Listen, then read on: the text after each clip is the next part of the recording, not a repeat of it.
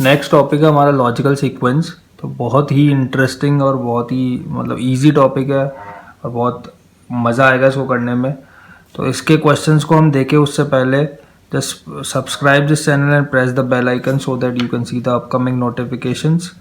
So question number first, arrange the words given below in a meaningful sequence. हर में हमको meaningful sequence में arrange करना है, जैसे की, door, lock, room, switch on. तो अगर हम सबसे पहले लॉजिकली सोचे तो जाते ही हम लोग सबसे पहले क्या करते हैं, हम लोग की से हम लॉक को खोलते हैं। तो फर्स्ट क्या आना चाहिए हमारे हिसाब से, की आना चाहिए। तो पहला ऑप्शन की आना चाहिए सीक्वेंस की अगर हम देखें तो की से हम क्या खोलते हैं, लॉक को खोलते हैं। तो लॉक खोलेंगे तो की के बाद क्या आना चाहिए, लॉक। अब लॉक कहाँ लगा हुआ होता है, डोर पे लगा हुआ होता है। तो डोर कौन से नंबर पे है, सेकंड पे। डोर खोलने के बाद हम कहाँ एंटर करते हैं, रूम के अंदर एंटर करते हैं। तो रूम कौन से पे है, फोर्थ पे। उसके बाद हम लोग क्या करते हैं, स्विच ऑन करते हैं हम लाइट्स का, तो वो आया फिफ्थ पे। तो देखो कोई सीक्वेंस है क्या, 1 3 2 4 5। तो देखो 1 3 2 4 5 है हमारे पास सी ऑप्शन। तो सी ऑप्शन क्या हो गया हमारा करेक्ट ऑप्शन। देखो कितना इजी है, बहुत इजीली हमने इस क्वेश्चन को कर लिया। केवल हमको लॉजिकली सोचना है और हमारे आइडियाज को प्रेजेंट करना है। नेक्स्ट सेकंड क्वेश्चन अगर हम देखें, arrange the following words in a meaningful sequence. अब वही है word, paragraph, sentence, letter, phrase. अब हमको पता है सबसे इसको अगर हम सीक्वेंस में अरेंज करें तो सबसे पहले कौन सा आएगा, लेटर आएगा। लेटर्स मिलके हमको क्या बना लेते हैं, एक वर्ड बनाते हैं। तो 4 के बाद 1 वर्ड। वर्ड्स, काफी सारे वर्ड्स मिलके क्या बनाते हैं, एक फ्रेज बनाते हैं। फिफ्थ, कई सारे फ्रेजेस मिलके सेंटेंस बनाते हैं, सेंटेंस 3। और सेंटेंस सारे मिलके क्या बना लेते हैं, पैराग्राफ। तो 4 1 5 3 2। कोई ऑप्शन है क्या 4 1 5 3 2? हाँ हमारे पास डी ऑप्शन है 4 1 5 3 2। तो ये हमारा सही ऑप्शन है। देखो कितना इजी था, कुछ जोर नहीं आना इन क्वेश्चन को करने में, बस हमको लॉजिकली सोचना है। थर्ड क्वेश्चन अगर हम देखें, arrange the following words given below in a meaningful sequence. Police, punishment, crime, जज, जजमेंट। अब देखो सबसे पहले क्राइम होएगा जब तो पुलिस पकड़ेगी किसी को। तो क्राइम सबसे पहले, फिर पुलिस ने पकड़ा फर्स्ट, फिर पुलिस कहाँ लेके जाती है उसको, जज के पास लेके जाती है। तो जज क्या आएगा फोर्थ नंबर पे, फिर जज अपना जजमेंट देते हैं फिफ्थ पे। और फिर उस क्राइम को हम लोग उसको पनिशमेंट मिलती क्रिमिनल को, तो सेकंड। तो 3 1 4 5 2। कोई सीक्वेंस है क्या 3 1 4 5 2? डी ऑप्शन है। तो डी ऑप्शन हमारा करेक्ट ऑप्शन है। फोर्थ एक और क्वेश्चन देख लेते हैं, काफी इजी क्वेश्चन है इसके। Family, community, member, locality, country. अब देखो सबसे छोटा अगर हम देखें तो सबसे छोटी क्या चीज है इसमें, मेंबर। हर सबसे एक छोटा यूनिट जो है वो है मेंबर। फिर कई सारे मेंबर्स मिलके क्या बना लेते हैं, एक फैमिली बना लेते हैं। तो फैमिली, फिर फैमिली मिलके क्या बनाती, कम्युनिटी। तो कम्युनिटी, फिर कम्युनिटीज मिलके क्या बना लेती, लोकेलिटी। तो लोकेलिटी, फिर लोकेलिटी मिलके क्या बनाती, कंट्री। तो फिफ्थ 3 1 2 4 5। कोई सीक्वेंस है, फर्स्ट ए। तो ए ऑप्शन क्या हो गया, करेक्ट हो गया। देखो ए ऑप्शन करेक्ट हो गया। नेक्स्ट अगर हम देखें एक और क्वेश्चन देखते हैं इस पे। Fifth question, arrange the words given below in a meaningful sequence. Poverty, population, death, unemployment, disease. थोड़ा सा लॉजिकली सोचना है। अब देखो अगर हम देखें पॉपुलेशन क्या होती है, पॉपुलेशन बढ़ेगी तो अनएम्प्लॉयमेंट बढ़ेगी। तो पॉपुलेशन के बाद अनएम्प्लॉयमेंट आना चाहिए, ये हमको पता है ना। तो पॉपुलेशन के बाद क्या आएगा, अनएम्प्लॉयमेंट। अब देखो डिजीज होगी उसके बाद ही तो डेथ होगी। तो डिजीज के बाद क्या आना चाहिए, डेथ आएगी। तो 5 के बाद क्या आएगा, 3। अब देखो पॉपुलेशन बढ़ी तो अनएम्प्लॉयमेंट हुई, अनएम्प्लॉयमेंट होगी तो पॉवर्टी यूज किया हुआ, तो गरीबी होगी अनएम्प्लॉयमेंट से, गरीबी होगी तो बीमारियां होगी, बीमारियां होगी तो डेथ होगी। तो 2 4 1 5 3। 2 4 1 5 3 कोई ऑप्शन है क्या, सी ऑप्शन। तो सी ऑप्शन क्या हो गया, करेक्ट ऑप्शन हो गया। तो देखो काफी इजीली हमने इन क्वेश्चंस को किया, बहुत इजी सा टॉपिक था। सो नेक्स्ट टॉपिक है caseless based data. Based data, देखो बहुत रेयरली पूछा जाता है इस क्वेश्चन को। ये वैसे इसका है नहीं, वैसे ये अर्थमेटिक के अंदर आता है, पर बहुत बहुत ईजी भी है, ठीक है, ध्यान से समझना चाहिए। देखो इसको क्वेश्चन की हेल्प से करते हैं। 3 friends, Chand, Chandni and Chanchal went to a shopping centre. Each of them had 2500 rupees in the shopping center. The session sale discount was 10% on the mark price. Chandni and Chanchal were regular customers, so they got 20% each on additional discount on the discounted price. But Chand, being a new customer, didn't get any additional discount. Only Chanchal had a membership card of the shopping center, which gave an additional discount of 25% on the discounted price. They all like the juicers of XYZ brand and they purchased one piece each of that brand. The mark price of each piece was same. In last, when they calculated, then they found that the Chandni had paid 360 rupees more than that of Chanchal. तो चांदनी ने चंचल से 360 rupees ज़्यादा दिया. अब question पूछ रहा है इसमें से, if all of them combine the money paid for juicer then the total money paid by them for 3 pieces of the juicer was what percentage of the total mark price of the 3 juicers. अब देखो हमने मान लिया कि mark price juicer की है 100x. Question number first के लिए हमने मान लिया let mark price of juicer is equal to 100x. तो अगर हमने मार्क प्राइस को 100x मान लिया जूसर की, दूसरा पेन मार्क प्राइस को 100x मान लिया अगर हमने जूसर की, तो इसी से कंटिन्यू कर लेते हैं. तो मार्क प्राइस 100x है. अब देखो टोटल अमाउंट चांद ने कितना दिया, अमाउंट पेड बाय चांद, क्योंकि चांद को 10% ऑफ मिल रहा है, तो अमाउंट पेड बाय चांद वो कितना होगा 100 माइनस 10%, तो वो कितना होगा 90% ऑफ 100x. तो वो कितना हो गया 90% 100x का कितना होता है 90x. देखो परसेंट का साइन हटाते तो अपॉन में 100 आता है, तो 90 अपॉन 100 ऑफ की जगह मल्टीप्लाई 100x कितना हो गया, तो 90 अपॉन 100 मल्टीप्लाई 100x कितना हो गया 90x. दूसरा अगर यहीं से देखें अमाउंट पेड बाय चांदनी, अगर हम देखें तो चांदनी कितना अमाउंट पे कर रही है. अब इसको 90% के डिस्काउंट के बाद 80% और ऑफ मिला, ओ सॉरी 20% और ऑफ मिला. 10% के डिस्काउंट के बाद 20% और ऑफ मिला, तो 100 माइनस 10 तो 90% हो गया.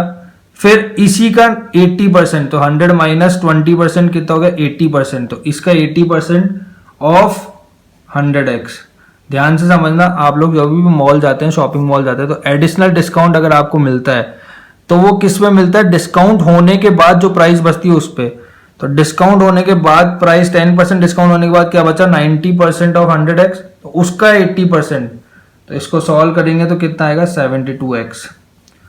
थर्ड अमाउंट पेड बाय चंचल, तो चंचल कितना अमाउंट दे रही है. अब चंचल परमानेंट मेंबर है तो उसको और 25% का डिस्काउंट मिला एडिशनल, तो 90% तो सबको मिल रहा है, ऑफ 80% दोनों को मिला, चांदनी और चंचल, मतलब 20% दोनों को मिला, और इसको 25% और मिला, तो वो कितना बचा 100 माइनस 25 कितना होता है 75% ऑफ 100x.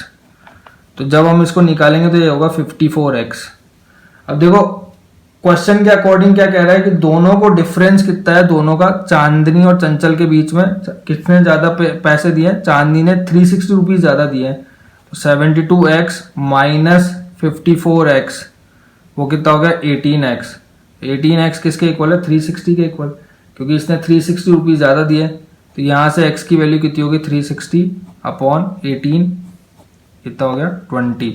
तो x 20 है, तो जूसर की MP कितनी होगी, MP ऑफ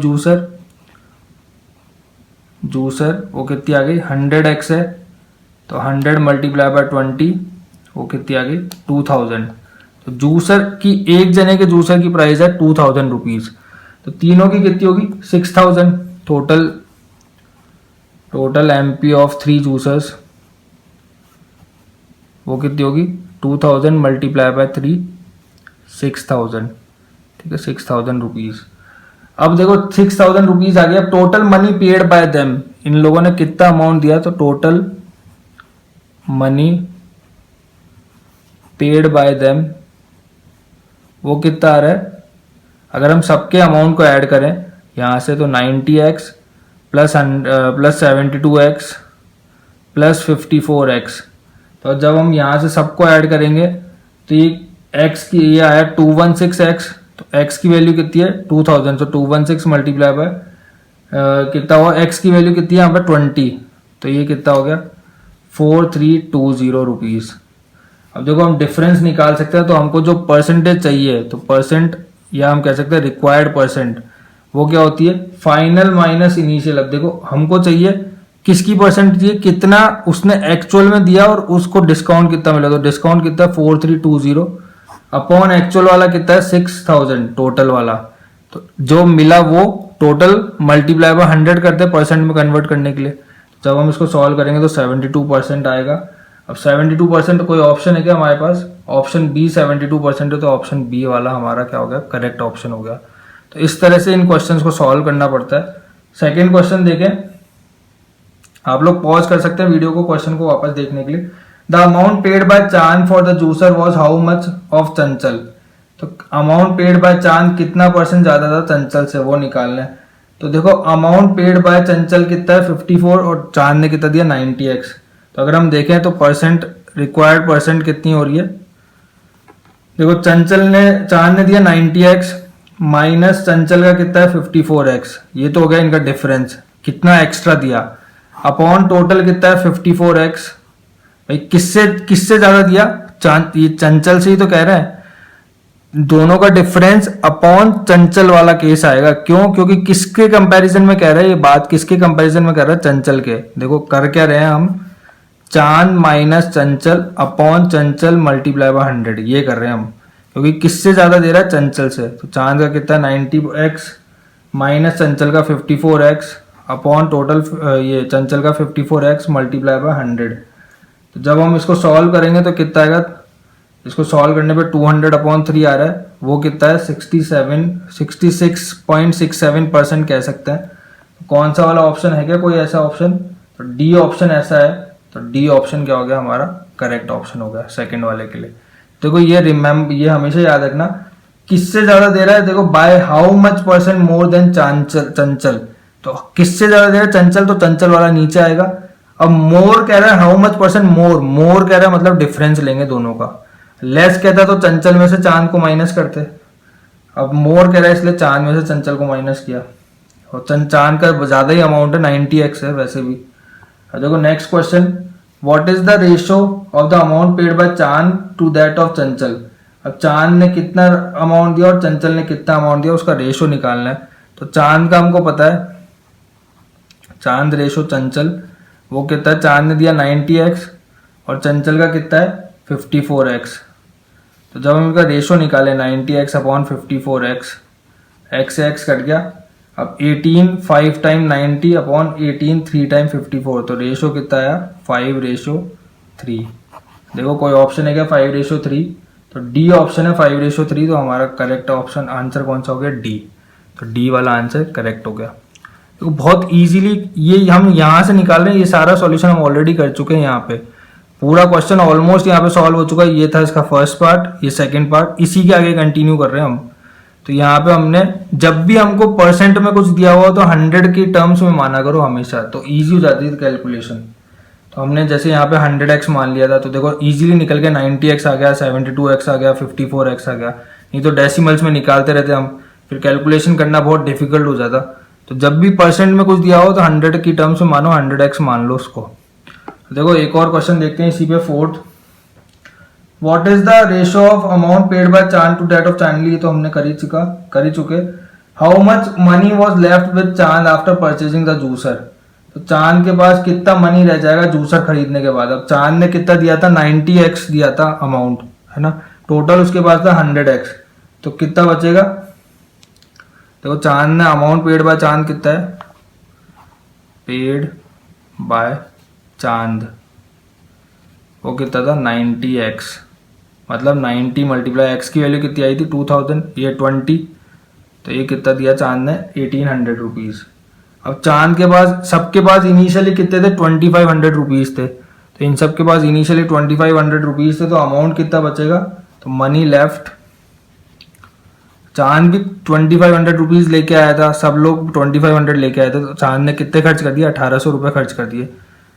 2500 माइनस 1800, तो वो कितना आ गया हमारे पास इसका 700 रुपीज़। तो 700 रुपीज़ का कोई ऑप्शन आ रहा है क्या, देखो 700 रुपीज़ का सी ऑप्शन है, तो इसका मतलब कौन सा वाला करेक्ट ऑप्शन है, सी।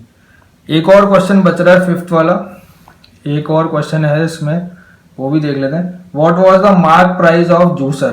तो मार्क प्राइस हम जूसर की ऑलरेडी निकाल चुके हैं। मार्क प्राइस कितनी है जूसर की, हमने देखा था अभी अभी हमने यहाँ पे निकाला। Mark price of juicer is 2000 rupees. ये देखो हमने यहाँ पे निकाला था, ये रहा। तो 2000 रुपीज। कोई ऑप्शन है क्या? तो ऑप्शन है सी। तो सी वाला ऑप्शन करेक्ट है फिफ्थ का। तो फिफ्थ का कौन सा ऑप्शन है? फिफ्थ का ऑप्शन है सी। क्यों? क्योंकि हमने मार्क प्राइस निकाल दी ऑलरेडी जूसर की 2000 रुपीज। तो इस तरह से केसलेस बेस्ड डेटा को हम लोग सॉल्व कर सकते हैं, जिसमें केसेस बहुत कुछ नहीं होते, बस हमको सॉल्व करना है कैलकुलेशन वाइज। तो बहुत ईजी है, बस क्वेश्चन जो कह रहा है उसको लिखते जाओ स्टेटमेंट्स की फॉर्म में, और उसको वेरिएबल्स की फॉर्म में और वैल्यूज को निकाल लो जो अननोन है। फिर बस हमको रेशो या परसेंटेज पूछता रहेगा तो हम उसको ईजिली सॉल्व कर सकते हैं। I hope this topic is clear to you. So hope to see you there in the next video. Bye bye, take care.